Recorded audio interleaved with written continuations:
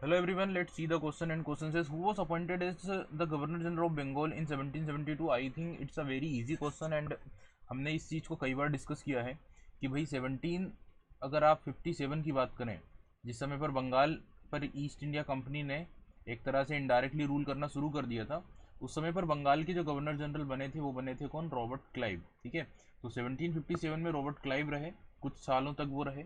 इस बीच में एक दूसरे गवर्नर भी बने 1760 के बाद, लेकिन 1765 के अप्रोक्स, ठीक है, 1765 के अप्रोक्स रॉबर्ट क्लाइव एक बार फिर से आते हैं। ठीक है, इस बीच में ध्यान रखना, इस बीच में एक दूसरे गवर्नर जनरल भी रहेंगे। ठीक है, हालांकि उनका नाम इतना इंपॉर्टेंट नहीं है, बट यहाँ पर देखिएगा 1765 के बीच में एक बार फिर से कौन आते हैं? रॉबर्ट क्लाइव आते हैं।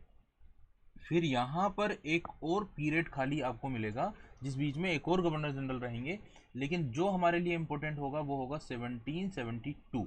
तो 1772 में जो गवर्नर जनरल बने, ठीक है, न्यू गवर्नर जनरल, जो आपसे यहाँ पर पूछा जा रहा है, गवर्नर, सॉरी गवर्नर, यहाँ पर ये भी गवर्नर है, ये भी गवर्नर है, और बीच में जो दो लोग हैं वो भी गवर्नर होंगे, लेकिन यहाँ पर जो बनने का बंदा वो आपसे पूछा जा रहा है जो कि गवर्नर ही है बंगाल का, जिसका नाम क्या होगा? Warren Hastings. ठीक है, वॉरेन हेस्टिंग्स। तो जो वॉरेन हेस्टिंग्स है वो भी गवर्नर है, लेकिन आप सभी जानते हैं कि 1773 में एक एक्ट पास होता है, that is called regulating act. और रेगुलेटिंग एक्ट के जरिए जो बंगाल के गवर्नर थे, ठीक है, इन्हें बना दिया जाता है गवर्नर जनरल। ठीक है, तो ये चीज़ आपको हल्की सी ध्यान रखना है।